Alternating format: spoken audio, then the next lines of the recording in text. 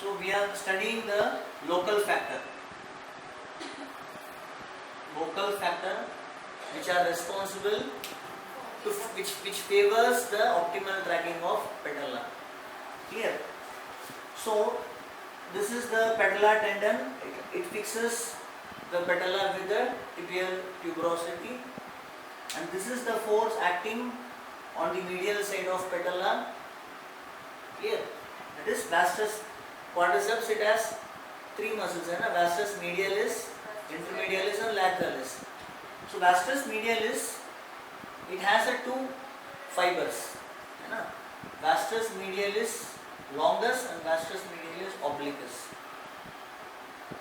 Vastus medialis, it has two fibers. So this is vastus medialis obliquus and this is vastus medialis longus. So this is the force directed on the patella, on the medial direction, and this is vastus intermedialis. Clear? And this is the force which is acting on the patella, that is vastus lateralis. Clear? So these are the force which are acting in the superior direction. Clear? This is slightly medial, this is slightly lateral, and this is in between. When you take all the forces together, that is resultant force of quadriceps will be in this direction. So this is the resultant force.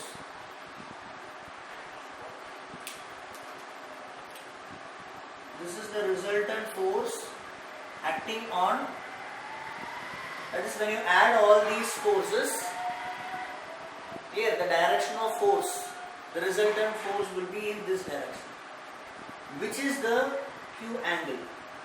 You know what is Q angle? This is Q angle. Clear?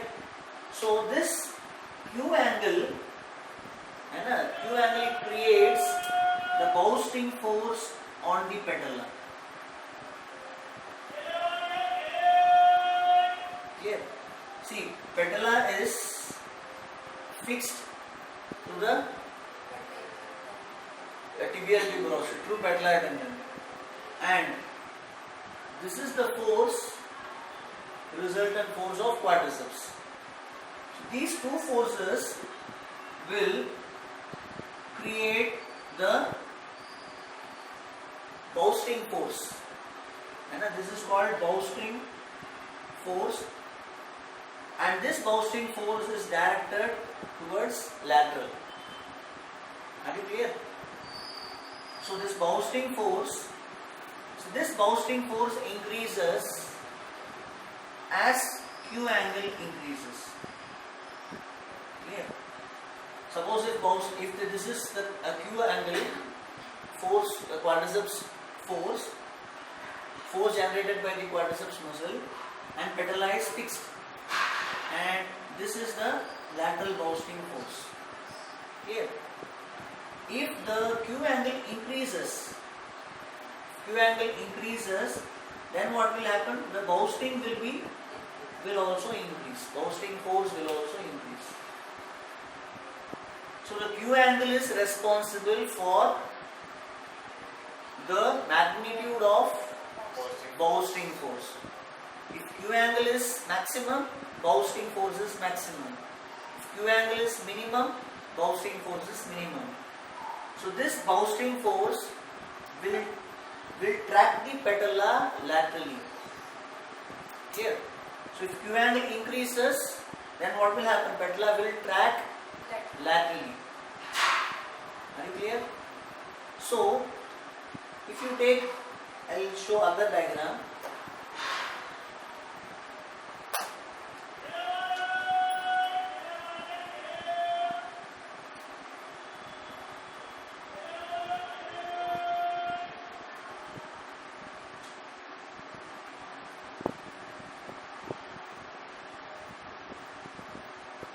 in the beginning of lecture I have told the patella is stabilized by three factors. First is quadriceps muscle, second is articular surface itself, and third is restraint force around the patella. Clear? So this is,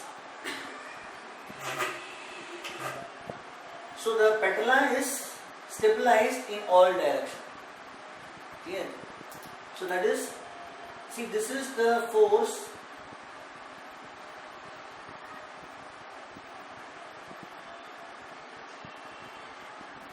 Can you identify the forces?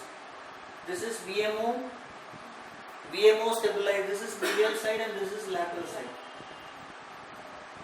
Here, this is VMO and this is medial patellar retinaculum. Medial patellar retinacular fibers. Clear? This is lateral patellar retinacular fibers. This is IT band. Clear? And what is this? Patellar tendon.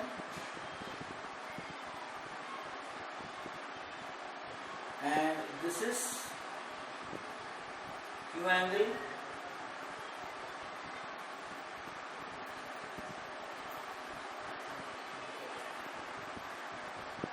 So these are the forces acting on, what is this red color? Boosting force. Clear? So patella is always so these forces should be balanced. The forces acting around the patella should be balanced. If it is not balanced, then the tracking will not be optimal. Are you clear? So for the patella to track optimal, what is optimal tracking? Maximum articulating surface, minimal stress during the patellofemoral movement. Clear? The tracking will be optimal if the forces acting around the patella is balanced. Clear? So the force which is acting lateral to the on the lateral side of the patella are lateral patellar retinacular fiber. It will try to pull the patella in this direction. This IT band will try to pull the patella in this direction. And what is this? Resulting force of quadriceps muscle and the patellar tendon. It will pull these two forces. What is actually this force? What is this force? This is boosting force. So one is IT band and two is lateral patellar retinacular fiber and three is bowstring force. These are the three forces which is trying to pull the patella laterally. Clear?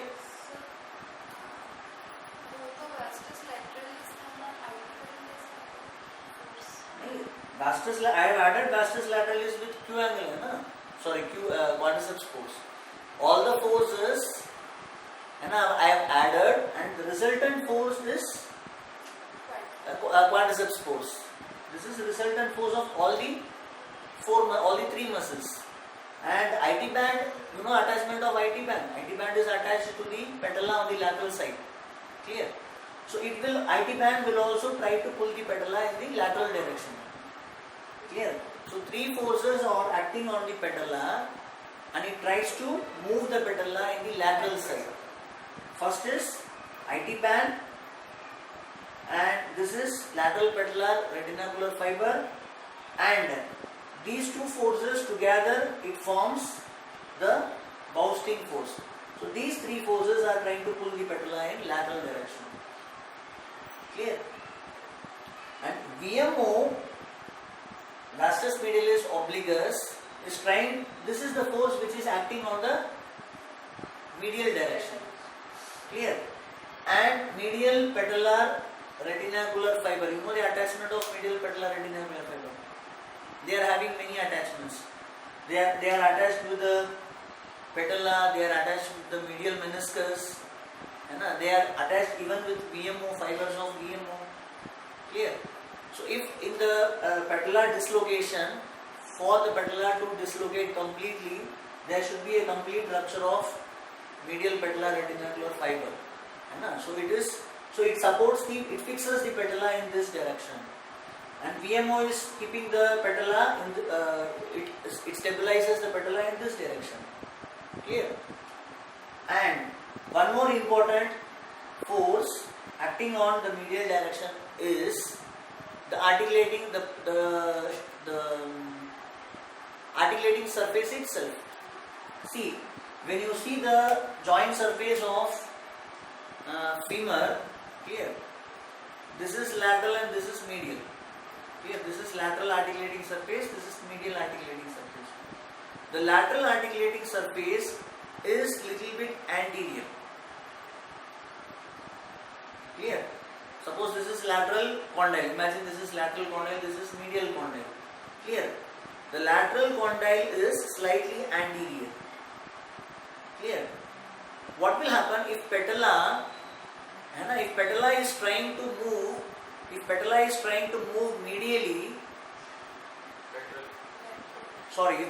trying to move laterally, it will be pushed back on the medial direction because of its alignment. Are you clear? This is lateral condyle and this is medial condyle of femur. Patella is articulating in front. Clear? So the patella, when it is trying to move laterally, the lateral condyle will push the patella in the medial direction. That is bony stability of the patella. Clear? So that is the force which is acting in this direction. Clear? So these three forces acting on lateral direction, and these three forces are acting on the medial direction of patella. Clear? So these forces should be balanced. Clear? Suppose, for example, if the VMO is weak, so VMO, if it is weak, then what will happen? Q angle, the Q angle will be slightly changed. Are you clear? If the force, actually this is resultant force, this is the resultant force of all the three muscles. Clear?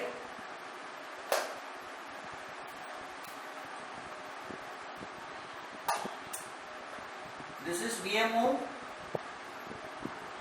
or vastus medialis, this is vastus intermedialis, and this is vastus lateralis. Clear? When you add all these forces, you will get the resultant force in this direction.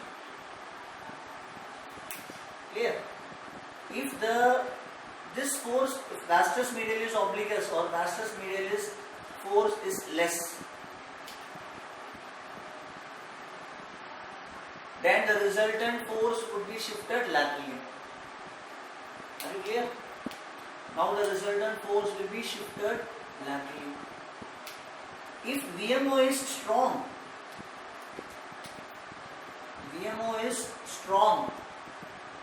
then Q angle will be shifted in this direction. Are you clear? So the Q angle, it basically depends on the forces of all the three muscles.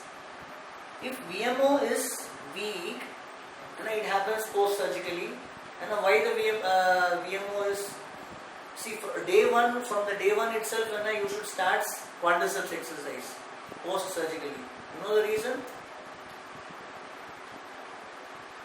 See, the vastus medialis obliquus is the only muscle which is having muscular attachment. Normally, the muscle it attaches, it becomes tendon and it gets inserted. but VMO is not having a tendinous insertion. VMO is having muscular insertion. So if the knee joint is immobilized for a single day, what will happen? The VMO will get start. VMO atrophy. Atrophy means weakness.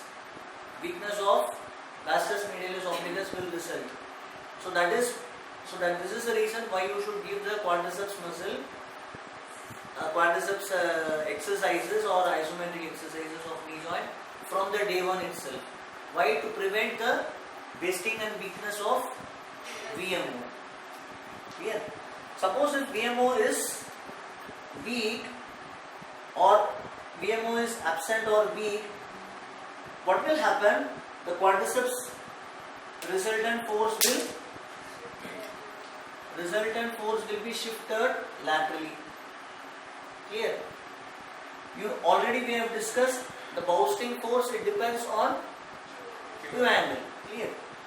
So previously this was Q angle when the VMO is normal. If VMO has become weak, this Q angle now is shifted laterally or Q angle increases. Clear? So previously the boosting force was less. But now the boosting force has increased.